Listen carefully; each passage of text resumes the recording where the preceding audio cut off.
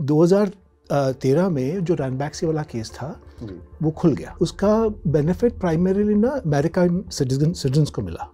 हाँ। हमारे यहाँ तो कुछ बहुत बदलाव हुआ नहीं। उस समय टी.एस. ठाकुर जो चीफ जस्टिस थे, उन्होंने ये कहा कि भाई ये एकेडमिक इश्यू है, मतलब कोर्ट का समय इसमें जाया नहीं करना चाहिए। इसके अंदर जहाँ डॉक्टर्स की अवेलेबिलिटी होनी चाहिए, जहाँ ऐसी व्यवस्था होनी चाहिए कि भाई आप बीमार हो तो कोई आपका विशेषज्ञ इलाज करे, वो है नहीं हमारे पास। और हम लोग करते क्या है कि भाई केमिस्ट के पास ले जाते हैं, कहते हैं भाई ये दवाई दे दे। लोग जब क्लेम करते हैं कि भाई हम $5 ट्रिलियन इकोनॉमी बन जाएंगे, ठीक है, अगर $5 ट्रिलियन इकोनॉमी बन जाएंगे और बेसिक स्वास्थ्य व्यवस्था नहीं दोगे अपने सिटीजन्स को, तो उसका मतलब क्या हुआ? कौन रिपोर्ट करेगा? सारे टीवी चैनल आप बाबा को दिखाएंगे, 2 मिनिस्टर को दिखाएंगे, वो कहेंगे कि ये भारत सरकार का ब्रांडेड किया हुआ ड्रग है।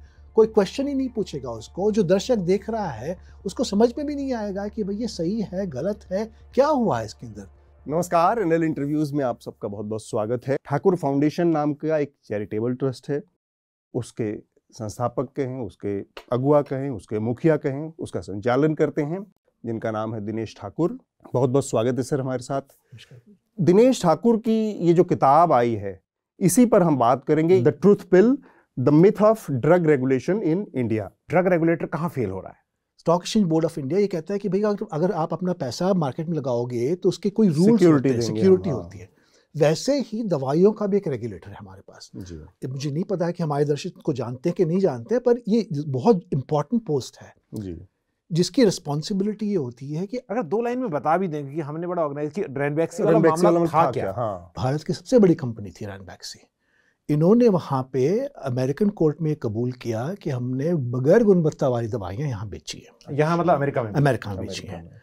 और उसके कारण तो उसमें 7 काउंट क्रिमिनल फेलोनी को उन्होंने कबूल किया और $500 मिलियन की फाइन भरी अमेरिकन गवर्नमेंट को। उन्होंने सोचा कि भाई अगर ऐसे हो सकता है इस चीज़ का, तो आगे हमको कुछ चेंज करना चाहिए, कुछ मतलब हमारे रेगुलेशंस को टाइटन करने चाहिए, हमारे इंस्पेक्टर्स की ट्रेनिंग बदलनी चाहिए।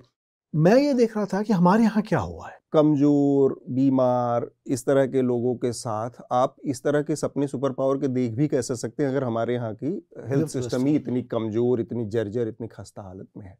हमारे देश में देखिए, हम लोग गुड़गांव में बैठे, दिल्ली में बैठे हैं, तो बड़े बड़े अस्पताल हैं। हाँ। अगर आप हम फैमिली में किसी को मतलब बीमारी होती है तो अच्छे अच्छे डॉक्टर्स भी पाए जाते हैं। हाँ। पर उसके बारे में हम तब तक नहीं सोचते जब तक उसकी जरूरत पड़े हमारे। जब तक हम बीमार नहीं होते हैं। जिस समय हम सोचते हैं उस समय बहुत देर हो चुकी होती है। आपने देखा कोविड के समय में क्या हुआ? क्या ड्रग रेगुलेटर्स जो हैं उन्होंने इसको रिकॉल करने का इस तरह के कोई मैकेनिज्म को इनिशिएट किया जिससे कि हम एक सुरक्षित या आराम ये महसूस कर सके कि नहीं, काम कर रहा है हमारा सिस्टम और हम सुरक्षित हैं? गैम्बिया की ये जो हुआ, मिनिस्ट्री ने कह दिया कि ये दवाई हमारे यहाँ बिकती नहीं है, तो मान लेते हैं उनकी बात को।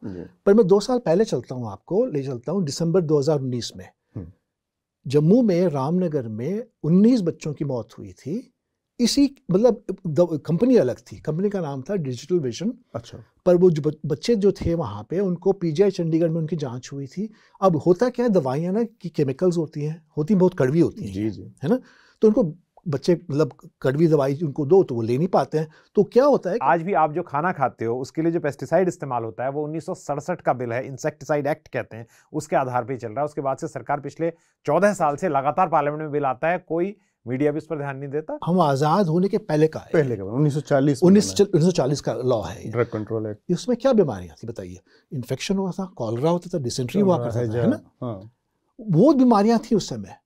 उसके कंट्रोल करने के लिए जो नियम बनाए गए, जो कानून बनाए गए। अचानक से कोई कंपनी आती है और वो दावा कर देती है कि पेट सफा हर रोग दफा टाइप, इस तरह के बहुत सारी दवाइयों को लेकर दावे किए जाते हैं। ये लिव 52 करके जो आता है, जी दवा, और ये जो जो लोग इसको लेते हैं, उसके बाद जब लिवर फंक्शन काम करना बंद कर देता है, उनके पास जाते हैं, वो बताते हैं ये कैसे कैसे मतलब लोग आते हैं कैसे कैसे दवाइयाँ लेने के लिए। बिहार में रेमडेसिविर के इंजेक्शन लगाने से लोगों की मौत हुई थी, ये मिनट में कवर हुआ ये, और पाया ही गया था कि इसमें कंटामिनेशन था इंजेक्शन का। ऐसे कई चीज़ें हैं, हमने किताब में इसमें डॉक्यूमेंट किया है कि लेबल पे जो लिखा होता है, ये दवाइयाँ सेफ भी नहीं है। It means they are using toxic as in toxic components. बिल्कुल।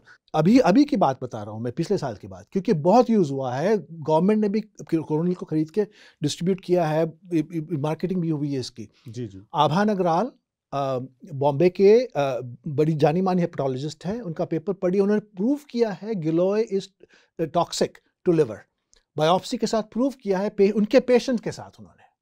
ये आपको कोई नहीं बताएगा आयुष वाला। गुड मैन्युफैक्चरिंग प्रैक्टिसेस है तो गुड रिकमेंडेशन प्रैक्टिस भी नहीं है, डॉक्टर भी तो उनके कहने पे, और डॉक्टर कैसे दे रहे हैं? देखो एक सिंपल सा उदाहरण देता हूँ, एंटीबायोटिक का जो कोर्स होता है ना, टिपिकली 5 दिन का, 5 दिन से 7 दिन। हाँ 7 दिन नहीं होता है, क्लिनिकल प्रोटोकॉल देखिए, 5 दिन का कोर्स यही जब नहीं कंफ्यूजन होता हम लोग है ना, तो 2 दिन और कहते हैं, हाँ, तो डॉक्टर साहब 7 दिन निकालता इसलिए कहते हैं क्योंकि डॉक्टर्स को पता है कि फ्री में इतना ही मिलेगा।